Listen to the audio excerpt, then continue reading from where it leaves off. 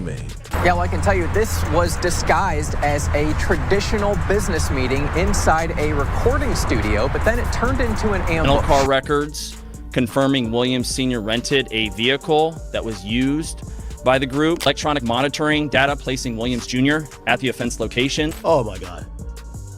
They basically said it had the ankle monitor on at the Rock. Pooh walked out of federal prison in October 2025 looking like everything was reset. Fresh start, new music, money moves, a whole new chapter lined up. But just a few months later, it all flipped when federal agents pulled up and took him and his father back into custody. And what started surfacing in those court documents, especially what his dad is said to have done, is now shaking everything people thought they understood. This situation? It's not what it looked like at first. Before you try to piece together why the internet is going wild, before you connect how Pooh Shiesty went from winning to sitting back in custody next to his own father, you need the full picture. Because this wasn't random.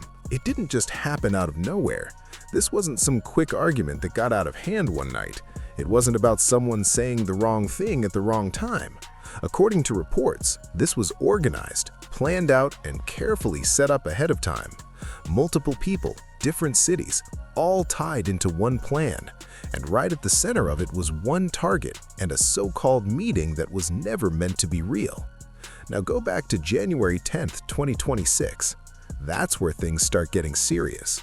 3 music industry professionals flew into Dallas that day thinking it was just another business trip.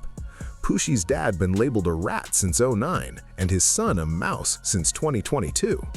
They booked flights, packed up, and headed to Texas expecting regular work.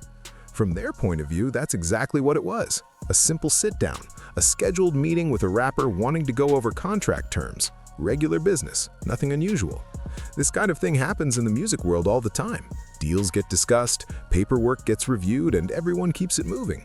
One of those 3 men was listed in federal documents as RD, later confirmed to be Roderick Don Davis, known worldwide as Gucci Mane.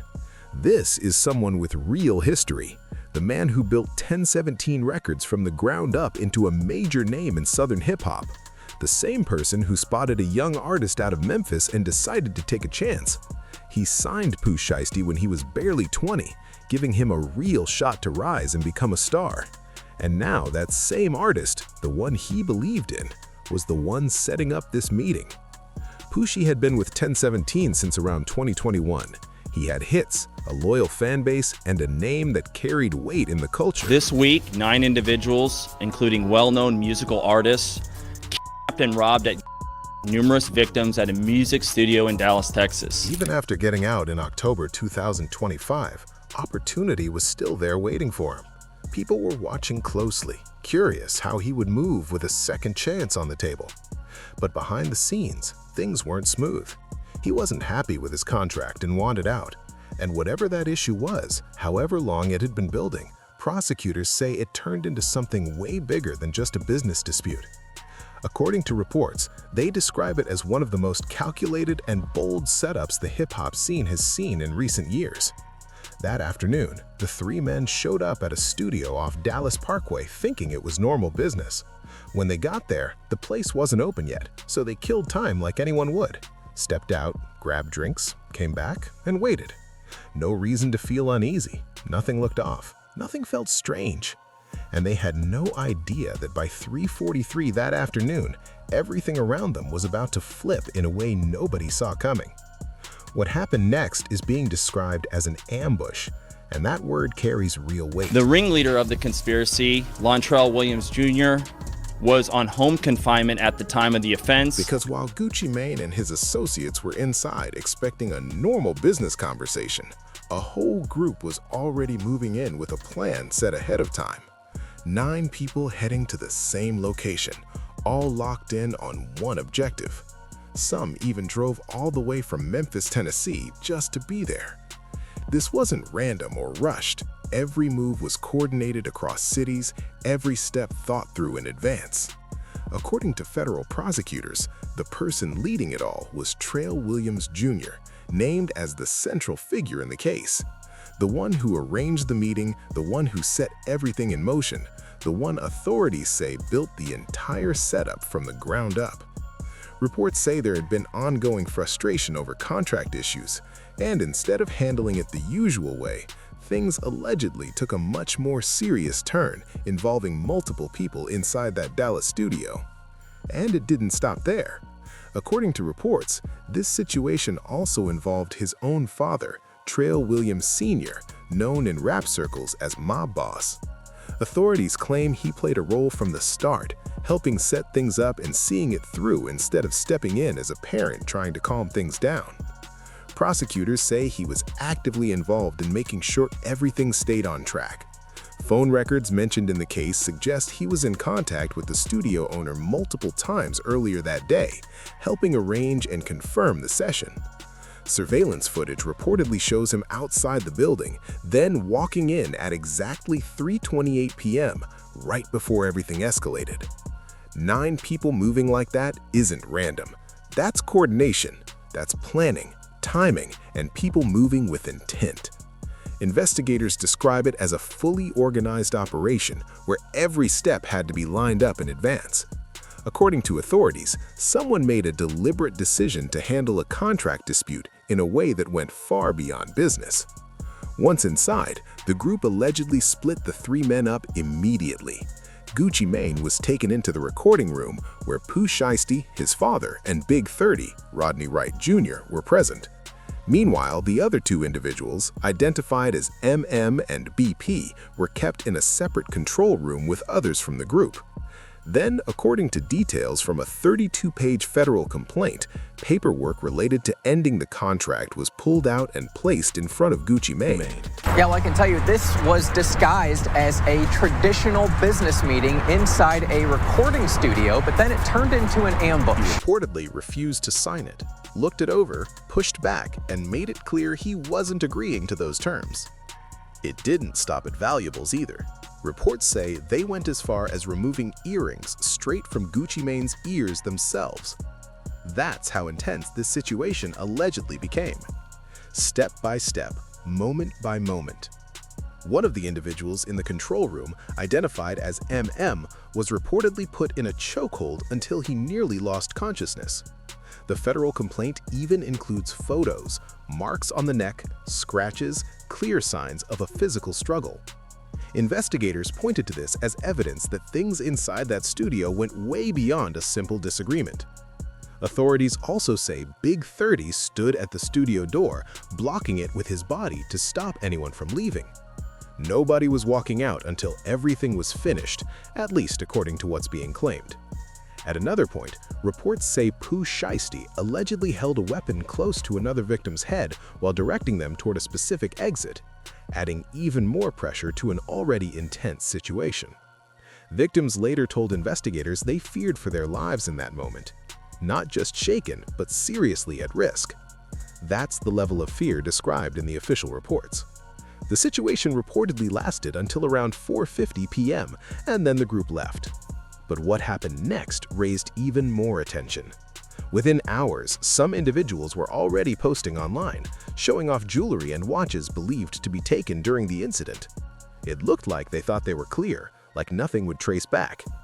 That didn't last long, because what comes next takes this story to another level. In part 2, everything starts unfolding, especially one detail nobody expected to play such a major role: an ankle monitor that reportedly tracked key movements tied to the case. Now here's where it gets deeper. There was a version of this story where someone might argue things weren't fully clear. Records confirming the travel of multiple defendants from Dallas to Memphis the day after. That maybe the evidence left room for debate, that a strong legal defense could question parts of it. This isn't one of those situations. According to authorities, on January 10, 2026, the same day this happened, Trail Williams Jr. was wearing a GPS ankle monitor. That's what makes this even more shocking. Reports say while all of this was being planned and carried out, he had a federal tracking device on his ankle as part of supervised release, a device that logs movement, tracks exact locations, and sends that data directly to federal authorities in real time. Every step, every stop recorded. When he was released in October 2025, after serving part of his sentence, he didn't walk out completely free. He was placed on supervised release with strict conditions, including home confinement in Dallas, Texas. The rules were clear: avoid any new legal trouble and stay away from weapons. According to prosecutors, those conditions were allegedly violated at the same time during this incident, all while that ankle monitor was active, tracking movements and placing him exactly where everything was happening. That's the detail that really stands out, because it's not just about what reportedly happened, it's about the fact that there was a device documenting location data the entire time, leaving a digital trail tied directly to the case. During a press conference, the United States Attorney for the Northern District of Texas addressed this publicly, pointing out that the individual was under home confinement at the time. He had already been through the federal system before. He knew exactly what it felt like to lose years of his life and watch everything slow down while a case builds. He had all the cars, the lifestyle, everything he dreamed of having. But he didn't change his mindset. He understood how detailed federal investigations can get and how fast a career can fall apart under that kind of pressure. And still, here we are. When the DOJ finally unsealed the complaint and prosecutors laid out the evidence during a press conference, the first detail they revealed hit the hardest. It was that same device placed on him as part of his release conditions. The one tracking every move reportedly showed him at the exact location of that Dallas studio. Not just the location, but the exact time everything was unfolding. According to authorities, there was no need for anyone else to speak up or provide inside information. No back and forth, no guessing. That tracking data alone created a timeline, investigators say, directly tied him to the scene. When clips of the U.S. attorney reading that evidence started circulating online, people couldn't ignore it. The reaction was instant and the disbelief was real. He had the ankle monitor on during the incident. That line stuck with people. Because this is someone who had already experienced the federal system up close, who understood how cases are built piece by piece and how strong evidence shapes outcomes. And with all that knowledge, authorities say he still allegedly walked into a kidnapping and robbery situation while a federal tracker was active on his ankle. That detail alone is hard to overlook, but it didn't stop there, not even close. Investigators say the evidence kept stacking. Cell phone records and license plate reader data reportedly mapped out movements of multiple individuals traveling from Memphis to Dallas, where their phones were, the routes they took, every signal ping, every plate scan, all logged and time-stamped. Then there's another major detail involving Pooh Shiesty's father, Trail Williams Sr., now listed as a co-conspirator, who allegedly rented the vehicle used for that trip. Records show his name on a Hertz agreement for a white Buick Enclave, the same vehicle authorities say was used to travel from Memphis to Dallas. That's not a small detail. It points directly to planning ahead. Investigators say this wasn't someone just showing up last minute. They claim he helped arrange transportation, moving a group across state lines as part of this entire situation. And it doesn't stop there. Surveillance footage added even more layers. Cameras inside the studio were running. A nearby Staples store had cameras. Even the hotel where several individuals stayed afterward had surveillance in place. All of this is now sitting inside a federal case file. Investigators say latent fingerprints were recovered from inside the scene, matching at least 2 of the defendants. That means someone touched something in that studio and left clear evidence behind. Physical proof tying specific individuals directly to that location. And then it gets even crazier. Within hours of leaving, posts started showing up on social media displaying jewelry and watches believed to be taken during the incident. These weren't random pages either. These were verified accounts with real names attached. Screenshots of those posts were collected and added as exhibits in the 32-page federal complaint. According to reports, they basically documented everything themselves. Photos, posts, timestamps, all handed straight over for investigators to review. Travel records added even more detail. Authorities say the group used a Greyhound bus to return from Dallas to Memphis the next morning. Those tickets were traceable, documented, and officially obtained as part of the case. Step by step, investigators say the evidence kept building, and much of it came from actions that were easy to track and verify. Now here's where the conversation started shifting online. With so much information out there, people began asking the usual question: who spoke first? But in reality, as one of the main individuals involved, Gucci Mane reportedly identified Pooh Shiesty, his father, and Big 30 by name, appearance, and even through their verified Instagram accounts during the investigation. Song he put out, they said he was gonna flop. They went to the top. This was the kind of situation where threats were real and personal items were grabbed. Serious stuff. Anyone in that position would react however they could just to get through it. But online, people don't always see it through a legal lens. Gucci Mane reportedly shut down the speculation head-on. He went on social media, squashed rumors about cooperating, and made it clear he still held the same mindset he always has. Anyone who knows him knows he doesn't speak lightly. When he says something, he means it. Lil Woody broke it down in a way that really stuck. He pointed out how everything had lined up perfectly. Pooh Shiesty came home, dropped new music, and it all connected. Streams and numbers were strong, attention was back, momentum real. Some doubters said his comeback wouldn't hit, but that didn't age well. He had the spotlight again, a clear path forward, and a real shot in front of him.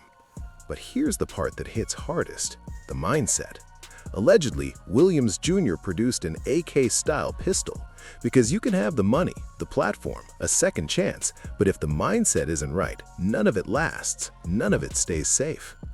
Then things turned again the morning after the arrests, April 2, 2026. While everyone was still reacting to Pooh Shiesty being back in federal custody, this time with his father, Wack 100 made a move that instantly grabbed attention. He called in to DJ Academic's live stream with over 15,000 people tuned in. On air, Wack said he had been holding something for 18 months, waiting for the right moment to reveal it. Now, with Pooh and his dad both facing serious charges tied to this case, he said the time had finally come. The feds allege the group robbed victims of expensive jewelry and cash, and live on stream, Wack shared documents in real time. According to him, these were federal plea agreement documents dated April 15, 2009, showing Trail Williams Sr., aka Ma Boss, Pooh Shiesty's dad, had allegedly agreed to help federal authorities in exchange for a reduced sentence under Guideline 5K1.1. That clause carries major weight in certain circles, and Wack didn't hold back. He laid it out. The father allegedly entered that agreement back in 2009, when Pooh Shiesty was just a kid. Then Wack went further. He claimed Pooh Shiesty had been cooperating since 2022 in connection to his prior federal case out of the Southern District of Florida. A guilty plea to 1 count, other serious charges dropped, sentence lower than what prosecutors sought. Those 2 words, cooperating since 2022, spread fast. Clips from the stream blew up on Instagram, Facebook, X, YouTube. Everyone was reacting, breaking it down, picking sides. But here's where caution is needed. When a story this large circulates, facts and claims can blur, and separating them matters.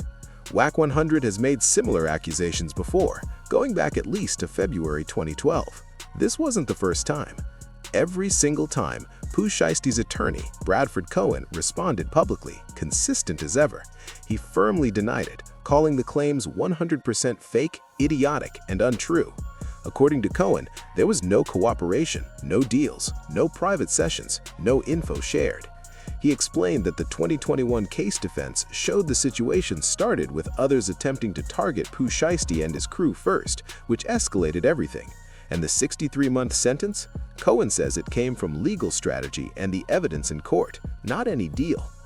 Adding context, in January 2026, just weeks before the Dallas studio incident, Pooh Shiesty publicly denied cooperating, shared court docs on Instagram, and even made staying silent part of his image. He stood by that, put his reputation behind it, and then, according to reports, ended up in Dallas tied to everything that followed. Here's where things stand. As of April 3, 2026, the case is still early. The 32-page criminal complaint was filed March 30th, unsealed April 2nd. No trial date yet, no pleas entered. Legally, everyone's presumed innocent. That's important. But the amount of evidence in that complaint is already grabbing attention.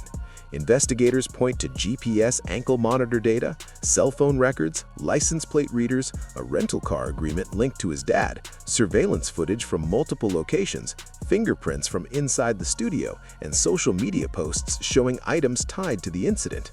And even with all that, the story isn't over, not even close. What happens next could decide everything for those involved. Every detail will be challenged, questioned, examined. Defense teams are expected to push back hard, looking at how evidence was gathered, presented, and whether it proves what prosecutors claim. That's how cases like this work. It's not just about what's in the complaint, it's about what can be proven in court. Meanwhile, the public conversation isn't slowing down. Social media is buzzing with debates. What's real, what's exaggerated, and what this all means for the people involved. Some focus on the evidence, others on the bigger picture, how a second chance turned into serious legal troubles so fast. And the industry is watching too, wondering how this will affect careers, business relationships, and long-term opportunities. Details are tied directly to verified accounts, real identities. At the April 2nd press conference, U.S. Attorney Ryan Bohl said each defendant could face extremely serious federal penalties. The word life was mentioned, showing just how heavy this is. For Trail Williams Jr., there's an extra layer. This allegedly happened while he was under federal supervised release from a prior case, a big deal because it raises questions about whether past consequences made any difference. Then on April 1st, 2026, early morning, federal agents raided a home in Cordova, Tennessee around 6 a.m. Tactical entry devices were used, the scene secured quickly. Agents stayed hours collecting evidence, computers, sealed bags, multiple materials. Vehicles were also searched. Now investigators have what they need. Everything is evidence in the Northern District of Texas as the case moves forward. The father is accused of playing a key role, allegedly renting the vehicle, helping arrange the studio session, and being inside while paperwork was reviewed under intense pressure. Look at the timeline. Pooh Shiesty was released October 2025.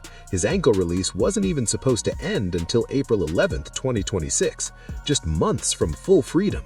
No ankle monitor, no check-ins, no restrictions, full freedom. A music career ready to take off, a fan base waiting. All he had to do was stay on track a little longer. But authorities claim things went in a completely different direction, planned in detail, multiple people involved, and his own father right in the middle. From momentum, attention, and opportunity to a serious legal battle that could drag on. Cases like this don't move fast. Multiple defendants, different locations, tons of evidence. It could take a year or longer to fully play out. Many are pointing to one moment that could define it all. Ankle monitor data placing him at the Dallas studio on January 10, 2026. Now it all comes down to how this unfolds and how long before the full outcome is decided. If you've been following, hit that like button and stay locked in. More updates are definitely on the way.